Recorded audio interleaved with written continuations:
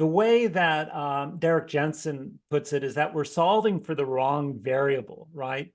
The variable is not to save civilization, right? The variable is to save the environment.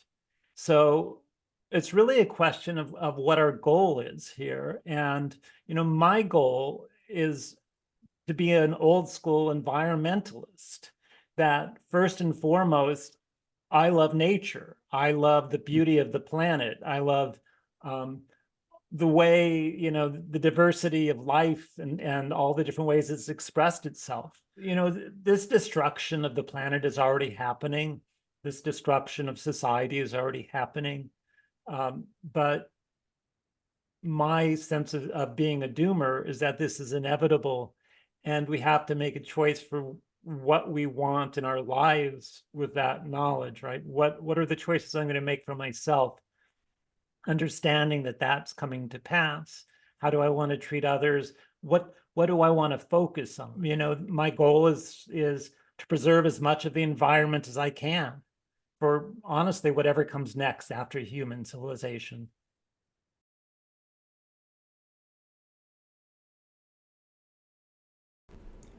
Thank you for joining the Reverence for Reality podcast. Today I'm speaking with Professor Eliot Jacobson, climate researcher and retired mathematics professor. How are you doing today, Professor Jacobson? I'm very good. Thank you so much for inviting me to be on your show, Andrew. Great. Thanks for being here. So for anyone who's not familiar with you, how would you describe what you do and kind of why you do it? Great starting question. So what do I do? My life, I'm a retired professor of mathematics. And so I just have, for whatever reason, this ability to look at data that's sort of publicly available and offer my own little twists on things that somehow either presented in a way that makes it easier to understand or in a novel way. And I've been doing that my whole life. It's sort of like give me data and let me have fun with it. So it's kind of a playground for me, data. But in far as climate goes, it's given me the voice to talk about a lot of very, very urgent issues. I mean, things that are happening right now, today, in a way that has somehow broken through. So, there's all sorts of events that are one of a kind in the history of humanity that are happening right now, remarkably. And so I just kind of also got lucky to get involved on the data end of it, just as some of these things started to break. Well, I've certainly seen you on Twitter a lot. I've seen you on YouTube giving interviews a lot. I mean, that's why I reached out to you. So considering those the historic events, what is happening with the climate right now, if anyone has not been paying attention? So there are so many different things happening, but for anybody who may not know, the planet just hit sort of an all-time global record temperature. So if you sort of take the temperature all over the planet and average it together and come up with one temperature for the planet, it hit a new record. And it's hard to exactly say the time period this record is for. It is certainly a record since 1940, when this data has been kept. Before that, there's fairly robust data going back to the mid 19th century, the 1850s. So you can say with some confidence that it's the highest temperature in the last 175 years. But then before that, we can start looking at paleoclimate, data and anecdotal data. And it's pretty clear that temperatures have been going up for the last 100,000 years, more or less. The Holocene, the last 10,000 years, they've been pretty stable, right? So we certainly have not seen anything like this during the Holocene. And before that, we were essentially coming out of an ice age where temperatures were considerably cooler. So the big story this week is this record temperature that very well may have been the hottest single day in the last 100,000 years on a planetary scale. Worthy of note, I would think. And I grab data. I sit at my computer in the evenings waiting for that number to come out from the Europeans, and I'm, let me put it out there. But also at the same time, we are seeing record sea surface temperatures globally, record temperatures in the North Atlantic. Those have actually scaled down a little bit. They're now #2 to 2023, just ever so slightly. Again, record low global sea ice right now. If you put that sort of regionally, it is second lowest, again, to last year in the Antarctic, and third lowest in the Arctic, and overall record low global sea ice. Then you can look at sort of more esoteric measurements like the Earth's albedo or the Earth energy imbalance, and those are things I look at, or methane or CO2 and other greenhouse gases, and those are things I look at. So pretty much any place, that I look, we are either setting a record or we're sort of #2 right now. So it is really something to behold, just how fast things are sort of evolving in real time. So definitely unprecedented times as far as we're aware of in our experience. And then going back on the paleoclimate record, we don't really have a precedent for what's going on here. Like, how does this compare to previous warming events? Because like we know there's a lot of chaos in the climate's history, but like right now seems pretty unique. So right now is unique, no question about it. I mean, in some sense, the fastest ever the planet change that we have records for are when the dinosaurs went extinct, when we were hit by a giant asteroid. But that's kind of, even then, I mean, what really changed? Well, we had the explosion, you had the heating, the fires, then you had this long period of cold that followed it.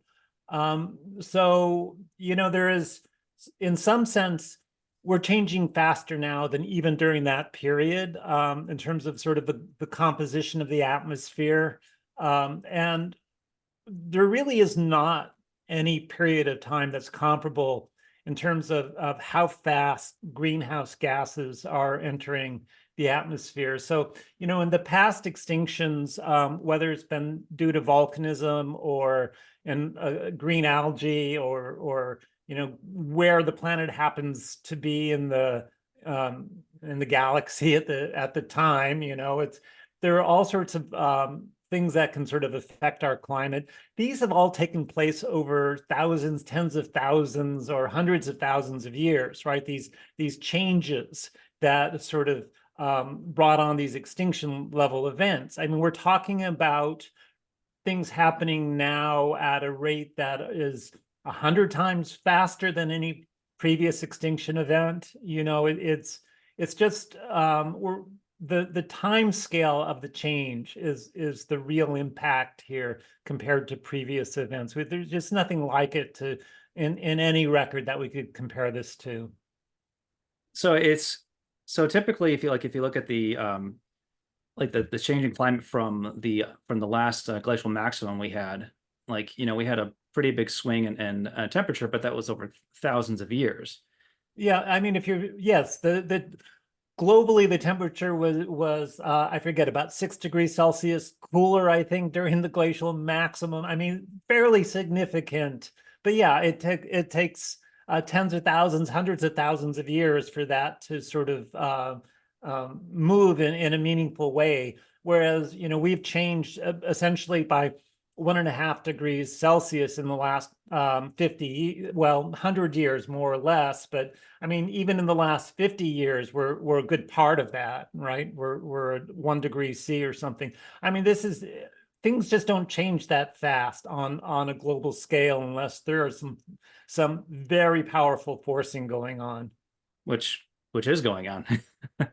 The Earth's energy imbalance, as you alluded to, I've seen recent charts on it, and it seems that not only is the imbalance positive as we're accumulating energy, but the amount of the imbalance is increasing, so that we're not only accumulating energy, but we're accelerating the accumulation of energy. So yeah, what does that look like as far as the going forward into the future? What do we kind of expect it to get to? So just so people understand, I'm not exactly sure who the audience is, but so the Earth energy imbalance, essentially, energy comes into the Earth from the sun, right? So we have solar energy entering and heating up the planet and causing plants to grow, and weather and all these things. So energy comes in from the sun, and the question is, well, how does it then go out? I mean, we can't just have energy coming in without going out. We would fry very, very quickly if we did. So there's essentially two main ways that energy leaves the Earth system. One is that it reflects off of clouds and ice and other shiny things, white paint and mirrors, and anything that sunlight hits and reflects outward. All right, is one type of loss of incoming energy. The other is, well, that sun makes it all the way to the ground, right? And it heats up the planet, in which case we essentially have outgoing thermal energy, right? And thermal is going to be long wave. And so the incoming solar is very, very short wave, right? It hits the planet and it creates long wave. So what CO2 does is it lets short wave pass through mostly, and it traps long wave, right? This is what all greenhouse gases do. So the Earth energy imbalance simply is a very basic equation that says how much incoming do we have, and that also depends on the solar cycle, for example, how much outgoing reflected energy and how much outgoing long wave do we have. And so you take incoming minus outgoing, and that is the net imbalance. That imbalance has been going up sort of steadily over the last couple decades. It's only really been measured since about the year 2000 on a planetary scale. So we don't have a long time to measure this. But the earliest measurements of it, when it first was sort of noticed, James Hansen put out a number which was accurate for the time, that the Earth was roughly heating up at a rate of about 4 Hiroshima bombs worth of heating planet-wide per second, right? So about 4 per second. And so you can actually see that what's happened over the years. And right now, I mean, it goes up and down. It was almost up to 16 per second. And right now we're in the range of 12 Hiroshimas per second. But if you think about that, that means the rate of heating of the planet has at least tripled in the last 20 years, right? So it's if you just had the same amount of heating of the planet happening, then you would expect the temperature to sort of go up in a linear fashion. So you have the flame on, and the temperature is going to respond to the how much heat there is, and go up accordingly. Well, if you turn up the flame, and we've turned it up essentially 3x, then the rate at which heating will happen is going to increase as well. So we have this acceleration of heating going on a planetary scale, and I think that's what you were alluding to with the way you described it. Yes. The word is acceleration, and it's very volatile. You can't just say, well, right now what we have is, right? It depends. This rate of heating depends on cloud cover, for example, and ice cover, and dust in the atmosphere, and so many variables that on a year-to-year basis, it can change all over the place. So typically you look at a 3-year average. I believe Hansen looks at a 4-year average, so that these ENSO events, El Nino, and those sorts of things are kind of smoothed out in this number. So when you do that, that's exactly we're at about a little over 11 Hiroshimas per second right now. And yeah, I think that number is not put out enough into the media. I really think, when you put that for a day, I think it comes out to be more than 1.1 million Hiroshimas of effective heating of the planet per day. So Wow. a crazy amount of heating is going on right now. It just feels, the numbers feel unreal. Like it's what we're talking about is something that is just monumental as far as what's happening to the planet, and it's going to affect everything. Like I remember seeing headlines that the UN was estimating that we're going to get to 2.7 C by end of the century. I've seen results from Hansen saying we've got eventual warming up to like 6 degrees or higher. Like what are we looking for here in the future? And where does it level off? Do we know, or is it just beyond a certain point doesn't matter? So, I mean, that's $1 million question, right? So, I mean, what are we heading towards? And there's a lot of debate about that. And, even a lot of very, very recent research has come in. For example, loss of certain sinks, carbon CO2 sinks that, essentially getting rid of CO2, that would make the CO2 rise faster than sort of the models might predict. That would heat the planet more. But the key number, right, the number that everybody really wants to know is called the equilibrium climate sensitivity. And essentially, we go back to pre-industrial times, and sort of the agreed upon number is 280 parts per million. And we look at the temperature in pre-industrial time at that level of CO2. And then we say, well, suppose we were to double that to 560 and do nothing, everything stabilizes after that. And we just let the system come to an equilibrium, and we don't worry about feedbacks and tipping points and all of that. Let's just go to, 560 parts per million and see what happens. And so that one number determines how hot the planet's going to get and how fast it's going to get there, right? Because we are in the process of doubling CO2, right? And so the more we put in, this number is telling us where we're going to end up. And so sort of the agreed upon number is in the range of 3C, right? So that has been sort of the working number, and depending on who's doing the research, you'll see it slightly above that or slightly below that. But it has a fairly large margin of error in it. And that's sort of the frightening part to this thing, is that, that margin of error is the first standard deviation of possible futures. 68% of what might happen is going to be in that little margin of error. And then along comes Hansen, and he says, oh, no. The ECS is really 4.8 C with a margin of error, right? So his number is, at least half again as large as sort of the consensus number. Well, if Hansen is correct, then, we are headed for hot times very, very quickly in the future. So, the test is going to be, we're sort of in the middle of the test right now, if I could say, these records being set. The test is what's going to happen over the next 5 years that will allow us to sort of determine which ECS is more accurately describing what's actually we're observing. And, we've come out of a La Nina, triple La Nina into an El Nino. We have the change in the shipping laws for the emissions.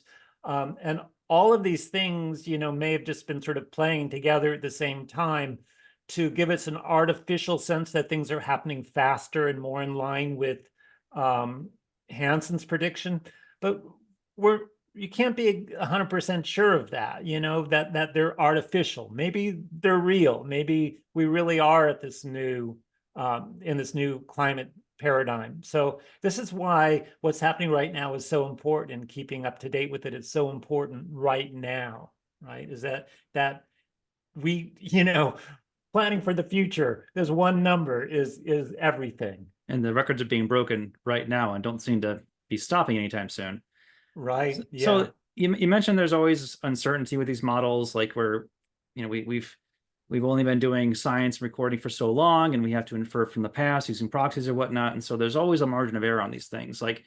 And often when people want to kind of stir the pot and raise doubt upon climate science, they point to uncertainty. But could you speak to how Does uncertainty help us at all in this case, or is uncertainty not our friend in this case? Because the risk seems to be on towards the dangerous side, in my perspective at least. Yeah, so there is this sense that we should always be planning for the worst, and that is not really an agreed upon strategic plan the way it should be. So, I mean, let's just take an example. If you knew there was a 50% chance that an airplane was going to crash, or suppose there was a 2% chance, that you get on a plane and it'll crash. Would you get on that plane with a 2% chance it'll crash? No, Probably not. there's No. absolutely no way. What if, there was a 2% chance that your house would burn down in any given year? I would be very frightened to live somewhere where that is what the odds are. But, that is exactly what people are facing now in certain parts of the world where, or a 2% chance you're going to get hit by a catastrophic hurricane. And so we're seeing insurance sort of catch up to risk. But as far as what the climate scientists, the messaging of hope instead of the messaging of the real dangers that we're confronting, on the higher end, I think can leave a lot of people unprepared for what's coming. So yeah, the understanding how little we are really paying attention to this risk element of it in our decision making politically, and as far as what's covered on the news, it's what's, how the pushback is going against fossil fuel industries, how slow these COP meetings are in terms of making any real progress. It's time and time again, we don't really see that in actual policy or actual sort of social movement that we're taking steps that are nearly strong enough to sort of prevent us, on the cautionary side from that higher end of the bell curve of outcomes. And so what you've been doing is you've been trying to communicate, really, just point out, like when I see your post on Twitter, it's usually like uneffing believable. And you're just like, hey, by the way, the apocalypse is still going on, guys. You try to do get a a few lot likes of and that. reactions. Yes. What do you think the barrier is towards people not getting it? How significant this is?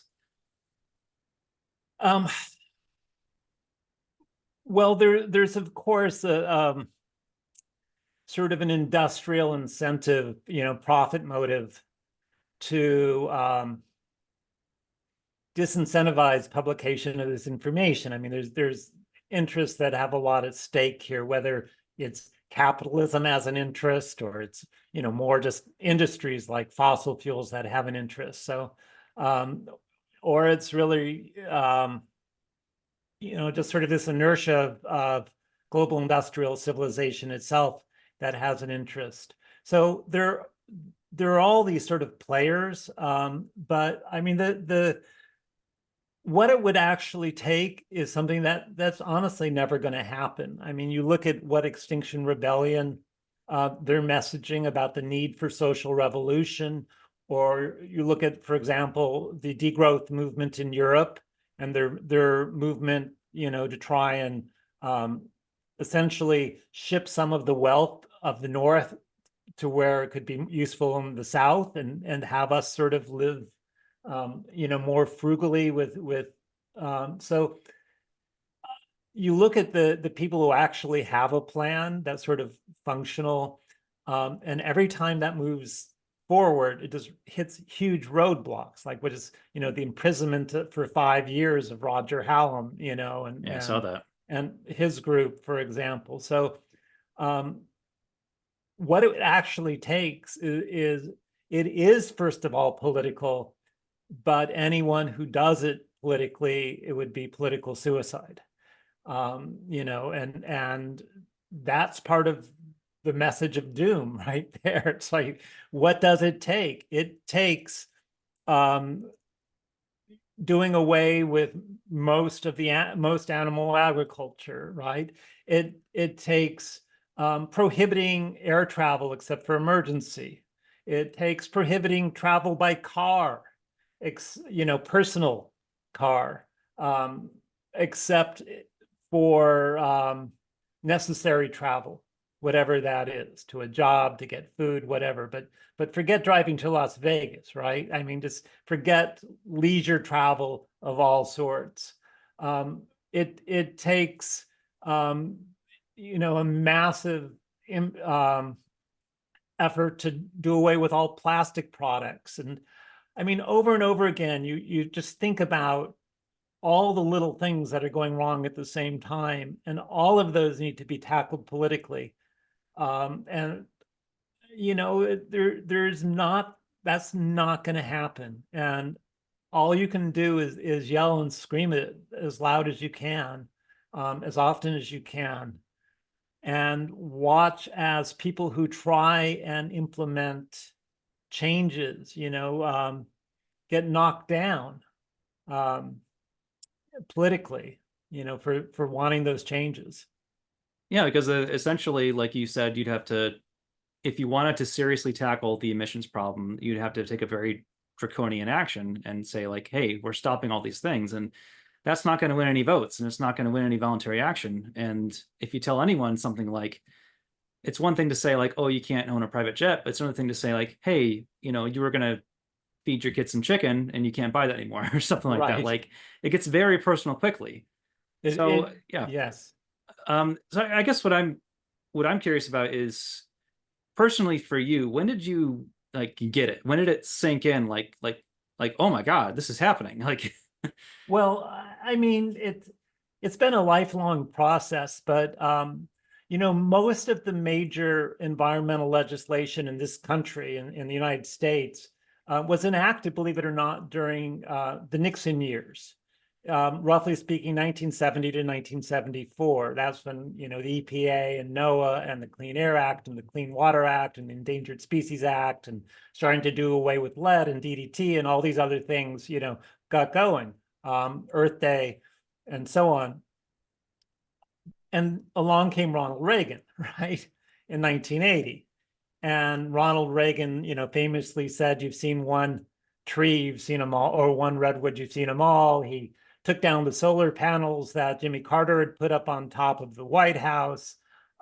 He ignored acid rain, the whole problem. Just, he did everything in his power to support fossil fuel companies, in the 1980s, while Exxon and Shell and these others had put reports out in the 70s saying, yes, we recognize that CO2 is a greenhouse gas. Well, they got coverage under the Reagan years to sort of start this whole industry of denial that they've done ever since.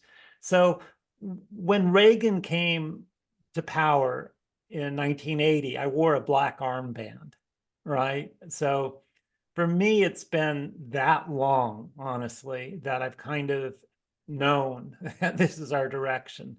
There's been moments where I've felt a little bit more optimistic. I did, certainly at the beginning of Obama's years, I felt considerably more optimistic. I felt optimistic about Bill Clinton until a month into his presidency, and he got a $300 haircut on his jet plane, and that was a scandal. And I just realized this guy is, it's going to be just not exactly the sort of policies that we needed. So it's been up and down for me over the years. And I retired in 2017 and took up a couple of other volunteer activities, and I was a docent at our local zoo for the elephants, and so I learned a lot about the conservation, the UCN Red List, and a lot about what's going on in various parts of the world through my volunteering. I covered a bunch of animals, anteaters and koalas and kangaroos, and I was sort of a docent who could go to any animal, which was a good education for me. COVID hit and they shut that down, and I started looking for what else am I going to do now. And it's sort of at that time, early 2020, that I started letting myself take the deep dive into the data that I hadn't until then. So, that's kind of a loose trajectory for me. Okay. So I was not aware of politics in the Reagan years. I was a toddler. But definitely I can relate to some feelings of optimism, like when Obama was elected, or even when Biden was elected, because they ran on campaigns for tackling the climate, and it's encouraging and whatnot. And I guess what kind of hit me, like in probably just the last few years, really hit me, was that all the proposals we have for addressing the climate just are more or less saying, like, let's build more stuff, but green stuff. Like, Exactly. it's not for actually solving the core issues. It's for us continuing to prop up our civilization and then hope we can just do it in a different way that absolves us of all the consequences of it. So Yes. it's been rather disheartening, where you look at politics, you have one side that's in complete denial. Say it's not even happening, and if it is, it's fine, whatever, stop talking about it. And then on the other side, you have another form of denial, whereas, like, hey, everything's going to be fine so long as you vote for me and we build more solar panels. And not that, it's better to do that than not, I guess, but I just don't see how this is going to actually address the issue. So the kind of ties into my next question here, is that you've publicly adopted the term of doomer. It's Yes. often kind of derisive, whatnot, like, oh, like you're just being alarmist, whatnot. But you kind of have a different take on that. What's your take on the word or title doomer? You're covering a lot of territory. You skipped right through the bright green lies part. Oh, we could, whatever, however you want to cover it. Go ahead. No, I mean, just a quick word about that. The Inflation Reduction Act, which was Biden's signature piece of legislation. I mean, in my opinion, it propped up the solar and wind and battery industries for private companies, right? So it was a giveaway to green growth. And we've already seen that pretty much all of that electricity, all of that growth is being used by AI, right? It's already being used by cryptocurrency farms.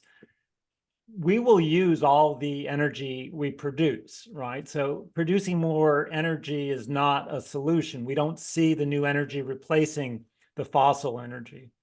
And the way that Derek Jensen puts it is that we're solving for the wrong variable, right? The variable is not to save civilization, right? The variable is to save the environment. So it's really a question of what our goal is here. And, my goal is to be an old school environmentalist, that first and foremost, I love nature. I love the beauty of the planet. I love the way, the diversity of life and all the different ways it's expressed itself. And so anytime a technology requires us to destroy part of that, whether it's wind farms or solar panels, while not sort of replacing or taking out other infrastructure that's also equally destructive or more destructive or whatever, I just see more of the planet being, going to waste. So I agree with that point. And, on your other question, what does it mean to be a doomer?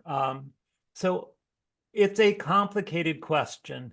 And I've written an essay called On Being a Doomer that I posted to my blog. I'll give a shout out to it. It's climatecasino.net. I'll link to it.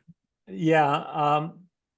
But I mean, in short, being a doomer simply means that we are not going to solve this before the collapse of global industrial civilization comes to pass. That is where we're heading, and that there really is not a way to avoid that off ramp. We can certainly take steps to delay the collapse of global industrial civilization, but the more of those steps we take, the harder the fall is going to be. when it happens. The more damage we'll do to the natural world, the more humans will be around who will suffer, right? And the more animals will suffer in the process until that event begins, or sort of, I don't know how long it'll be. I don't know. I shouldn't have said begins, because honestly, it's already begun. You know, you look at what's happening up in Canada. Was it just yesterday that they lost the town of Yeah. Jasper? You look at the fire today that's, you know, in the Sierra Nevadas here in California, that's taken up 150,000 acres, you know, in 3 days. It's grown massively. So, you know, this destruction of the planet is already happening. This destruction of society is already happening. But my sense of being a doomer is that this is inevitable, and we have to make a choice for what we want in our lives with that knowledge, right? What are the choices I'm going to make for myself, understanding that that's coming to pass? How do I want to treat others? What do I want to focus on, right? As topics of you know, thoughts that I have in my head on a day-to-day. Do I want the clutter of politics? Do I want the clutter of sort of abusive relationships, right? Where you know, you sort of you put yourself in there even though you have a choice. You know, you don't identify the choice point. I mean, there's so many different things we do to ourselves that are choices that we don't see as choices, but they really genuinely are choices. And so for me, being a doomer is a lot about making those choices. So on my own Twitter account, for example, I block Biden, I mute the word Biden and Trump and MAGA and debate and Kamala Harris and, you know, JD Vance. I block it all, because the only purpose that information serves, is to raise my blood pressure, right? To make me more aggravated. And I get all the details, you know, they come to you anyway. You can't avoid them. The big issues rise to the top anyway. So Say what? oh, if it's important, you'll hear about it. You hear about it anyway. So I don't feel like I'm lacking in knowledge, but you know, the media has created a product that sells, and that product is outrage, right? So outrage is what sells. And I can't believe they could be that dumb, right? I can't believe they could be that horrible. Those people are horrible. Look at what they think. You know, she's horrible because she likes cats and she doesn't have children, right?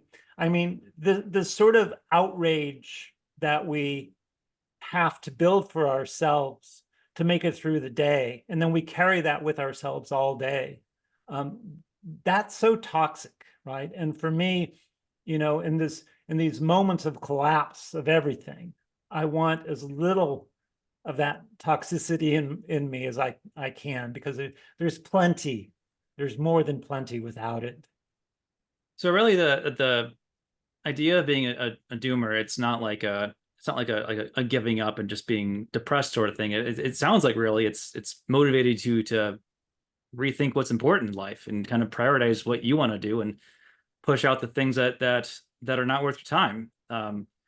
So it's more than that. I mean, it is a lot more to that. But you know, for me personally, being a doomer is also about environmental activism. And I think a lot of people don't get that, right? They don't understand that. Why would you be an environmental activist if you're a doomer? Well, I am anti-solar and anti-wind because I'm an environmental activist, right? I want to preserve natural settings, and those industries destroy nature. So there is this paradox that people say, well, how could you be against those things? You know, fossil fuels we're going to need more fossil fuels because we don't have this other. It's like, well, actually, you know, we're going to use all this extra energy that we create for new technologies, right? This It's not necessarily going to substitute for that other. Besides, the only real solution is degrowth, is lowering our standards of living, is sort of a change of political will. And without that, all I can do is try and preserve the environment, right? None of these other things really matter. Solar or wind or fossil fuels. What matters is the environment. So if it's fossil fuels, I'm against it, right? If it's coal, I'm against it. If it's nuclear, I'm against it. If it's geothermal, I'm against it. If it's hydro, I'm against it. If it's wind or solar, I'm against it, right? Because all of those are destructive to the environment. So would it be fair to say that you kind of put nature like centrally in your kind of worldview as like what's important, as like more than human projects? Oh yeah, and I think there are many people like this. These are the environmentalists I grew up with in the 1970s, right? I was a young teenager when all of these sort of this changes happen. But I very clearly remember environmental activism at the time. I remember the Santa Barbara oil spill. I remember the meltdown of 3 Mile Island. So I have these memories of what we've done to the environment, and of the willpower it took to be able to get a Republican, Richard Nixon, right, to sign these things, to do these things. I mean, the massive protests nationwide that had to happen to get those sorts of laws put in place. You just couldn't believe it. We haven't really seen anything like that in 50 years in this country. But that happened, right? And that's what needs to happen again. And it's just not going to. So that, yes, environmentalism. I mean, all of the people who are voting for freaking Trump these days were marching in these environmental movements back then. That's the same generation, and it's really sick. Well, so let's like as a thought experiment though, like if it's say like tomorrow everyone called their representatives and they listened, and you had all this legislation passed. The fact of the matter is that we've still changed the composition of the atmosphere. We still dumped all this carbon dioxide out there, and from what I've read, like it doesn't sound like that really goes away anytime soon on its own. It's like millennia slowly being sequestered, like eroding rocks kind of timelines. So like even if we could have this great like kind of awakening environmental issues, like what would the end goal even be? Because we're still that this mass extinction event is inertia alone. Like it's going to continue. Yeah, and it is going to continue. And again, the question is, what variable are you solving for? Yes, it's going to continue. Solve for the environment. And as much as we don't put into the atmosphere, every little bit that we don't put is going to save some ecosystem somewhere, or help it not get destroyed nearly as much. So every little bit is going to make a difference, no matter what happens to human civilization in the process.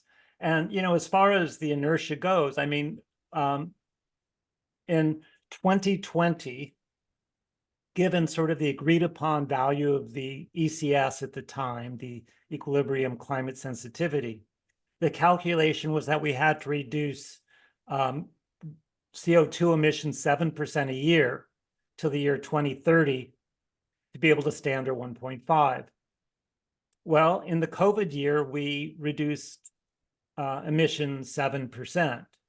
So if we think about what it was like, the freeways were empty, right? You remember that? Oh, like yeah. You would go out, nobody was going anywhere. We were all staying home.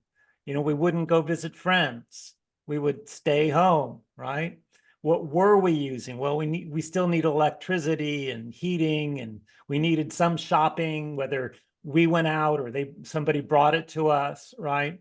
So all of that huge societal change was 7%. Well, we need that level of change every year if we had started in 2020, right? So that's the kind of, political change, like when Trump declared, this sort of early on in the pandemic, where I think there was a period of time, I don't recall exactly what he phrased it, where we were all supposed to stay home or isolate or lockdown. A lockdown, right? Yeah. So we had the lockdown, right? And it lasted a few months, and then, that's essentially what we need our politicians to be doing, having a massive, full-scale societal lockdown. Yes, you can travel for essential reasons, but other than that, no more travel. And that's the first year, right? Yeah. But now starting in 2024, it's not 7% a year anymore, right? Essentially, what we already have in the atmosphere, we're going to break 1.5 no matter what at this point. There's simply not the mechanics are no longer possible to not break it. And my own predictions have us going past it sort of by 2027, more or less, maybe 2028. Others have put the range up to 2032. So there's sort of, that's the ballpark range. And we're going past 2 by the early 2040s, fairly safe to say, maybe the late 2030s. So these are already done, okay? There's nothing that's going to stop those. The most urgent action we could possibly take today, if we had one of these societal changes, may be able to stop it in the low 2s. But that, that's not happening. So there are tipping points that are absolutely going to tip at 2, whether it's the West Antarctic ice sheet or the burning of the boreal forests or the changing of certain ocean currents. These are already in our future.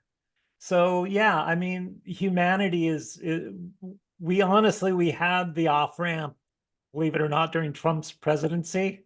If we just had the wisdom, we had the first step was done. But, I mean, China tried it, right? And we saw what happened for their lockdown. They had a lockdown for a lot longer than we did. If you go outside, you'll get arrested, right? That's pretty much, feel free to ride a bike or to walk. Take public transportation. That's it.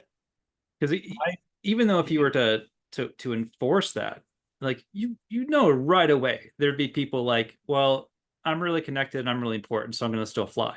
Like it's the trouble seems to be that we're, it's one thing to say like, hey, let's not cut down that forest because we want to save that species, but it's another thing to say like, hey, let's all stop living our lives.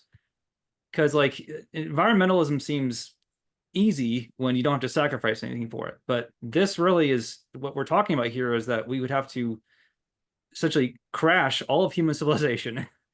Many people suffering, many people starving to death likely. And the benefit, the reward we get for this is that we have a world that's still much hotter than our species has ever known, with many species going extinct. And it's a pretty dire picture, isn't it? But I mean, the question is, how bad is it going to get? And again, if Hansen's numbers are correct, then we'll be blowing through 2.0 by the mid 2030s.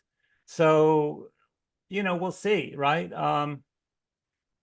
We'll see where things are going to go. And we're just at that. I mean, it's always going to feel like this. It's always going to feel like, oh, we'll know for sure in the next 5 years.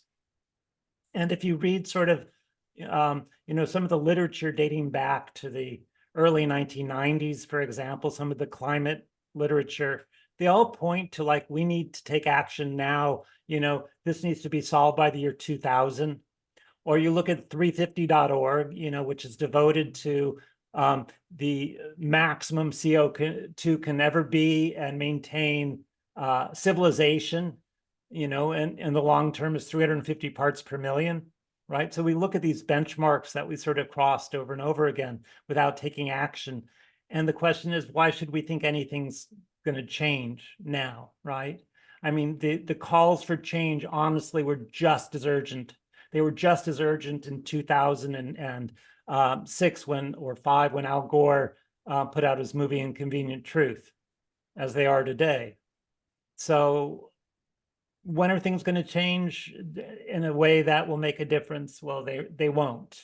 We know what those changes would have to be. They're not going to happen.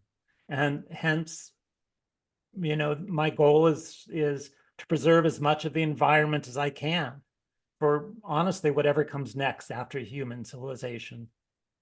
So do you think, like, I mean, you spend a good amount of time raising awareness on this and discussing it. Though if we're convinced that we're not going to meaningfully take action, at least not while it's convenient, I guess I ask you again, what is your motivation? Do you think it's more, is it like if I convince enough people, like things will be better, or is it like do I just want to try to reach out to like-minded people and just try to communicate because the truth is valuable in itself? Like, what I guess I wonder what you're, if you were to look back at what you're doing, like how would you kind of judge whether you've been successful or not? So this is a good question, and it relates to other parts of my life. My life as an academic, my life in the casino industry, which, I was a professional mathematician for the casino industry for over a decade. I have always held the philosophy, and this comes back from my roots in academia, that knowledge serves the greatest good in the public domain. And as an academic, I would publish research papers. You would say, well, who are those for? Why were you doing that? What good did it do for you? Or, so what I learned in the casino industry, the lesson I had, again, this is my math, is that I would give away information for free. I would do all my analysis of casino games or risk analysis, or create spreadsheets that could be used to beat games, create tools that could be used by the casino to better understand their own games. I gave it all away for free. I had a blog and I posted everything for free, right? And I would actually have clients come to me and say, hey, we would like to have you come to our casino and teach people the stuff you're giving away for free, right? So I actually got paid not for the work I did, but for explaining my work I'd given away freely to other people, to them, right? And so that's essentially the same model I have here. The model is that knowledge serves the greatest good in the public domain, right? Knowledge needs to be public. It's not up to me to determine what that greatest good is, right? But I know that I am uniquely capable of presenting knowledge with my own little twist on it, as I have been my whole life. And so, I mean, it's sort of like, for me, it just feels very consistent with my whole academic training and how I've lived my whole life. It's like, hey, I don't want anything for this. I just think information is better when people know it, right? When it's accessible, when they can share it, when it's the questions they have are answered. And I'm not going to determine what reward I have for that or what good it does. So, the other thing is my particular mind, like I said, it's a playground for me. I have a PhD in mathematics. I was a professor of math, and later I was in computer science, So I have this long life history of doing work that uses these sorts of tools. And, as I move up in age, it's a way of sort of staying in shape as well, to continually exercise these things. I don't know if that's a good enough, sufficient answer, but that's certainly, for me, my motivation here.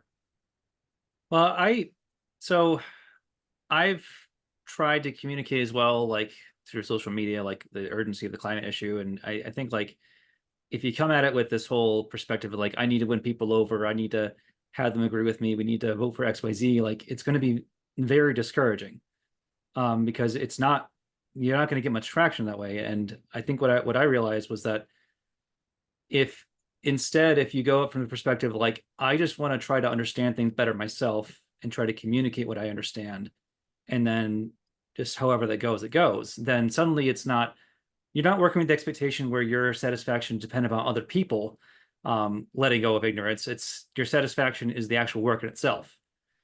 That's Yeah. a really excellent point. I just want to say very well said. And you run into so many people online who seem driven to have these battles with people or engage in these long arguments, about how what they know or what's right and so on. And yeah, that is a hopeless, futile, aggravating direction to take in your life. So yeah, you're right, 100%. So, you and I, obviously, we're having online conversation. We're comfortable. We're well fed. The world's not ending for us at this moment. But things not look so great in the coming decades. Is there, have you kind of struggled at all with like a sense of loss or grief? And when you think about like the other night, I was having dinner and I was just sitting there looking at my food. I'm thinking like, this came from here, this came from there, this came from there, and like, and just wonder like, even though I know conceptually about these things, it doesn't quite feel real. The fact that there may not be food grown because the weather's not going to allow it. Like, this is going to be a pretty tough future we're facing here. Sorry, I was rambling a bit there, but have you dealt with feelings of loss and grief when contemplating this? Yeah, I mean, I wrote an essay, I believe it's called Beyond Grief. That's on my blog, where I talk about that. And what's beyond grief, because grief is sort of a well understood process. And there's a lot of analogies that people draw between the grieving process for some loved one dying and the grieving process for what's happening to the planet. And for me, when I went through that and asked myself that question, where am I in this grieving process?